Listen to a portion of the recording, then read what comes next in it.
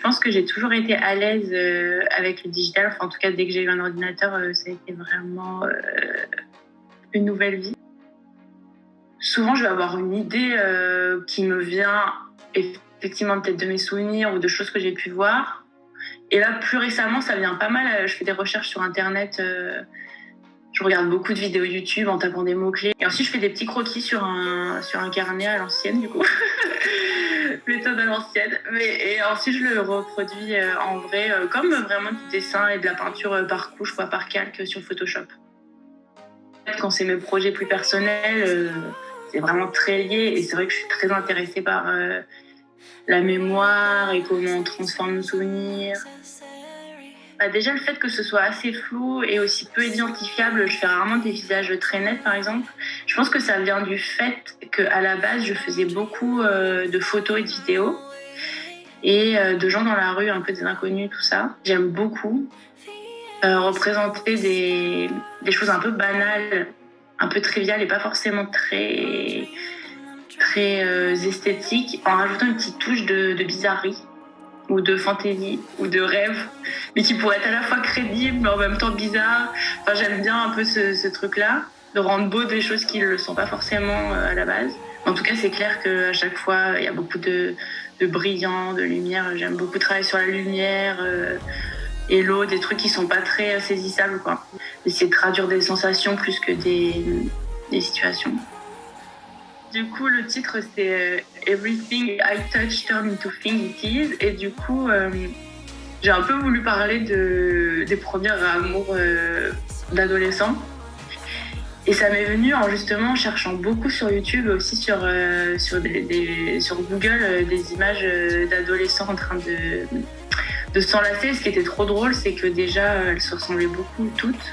Sur des canapés ou sur des matelas, et à chaque fois, ils se formaient plus qu'une forme quasiment, tellement ils étaient collés, on voyait pas vraiment les visages, etc. Du coup, je trouvais ça très beau. Et ça m'a plu aussi de montrer un peu le côté fusion et un peu chaos, l'amalgame quoi, de corps. Je trouvais ça intéressant. Parce que c'est pas facile, effectivement, de passer du numérique au réel. Donc j'ai essayé à la fois sur des écrans, je trouve que ça peut pas mal marcher de présenter directement les images sur les écrans. Ou alors je fais carrément des installations. Là, en ce moment, je suis en train de me tourner carrément vers la vidéo, d'ailleurs. J'aimerais vraiment qu'il y ait un aspect comme ça. Ça me manque un peu l'aspect texture dans le réel aussi.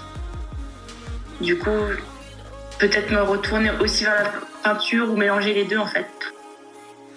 PC Musique et l'hyperpop, c'est vraiment ce que j'aime beaucoup, c'est célébrer des codes qui pourraient être jugés comme désuets, par exemple la pop musique, la pop culture, etc., de manière pointue.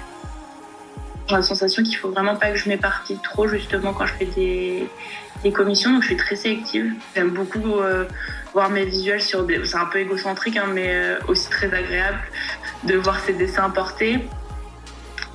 Et puis ça permet aussi de réfléchir les visuels différemment.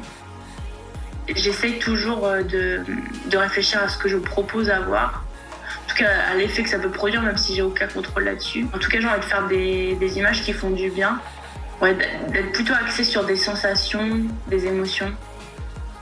Alors du coup, je vais avoir 2 expositions là qui arrivent bientôt. Des groupes shows, une avec une artiste qui s'appelle Aya Combaré, qui fait plus de la photo, avec qui on est très proches.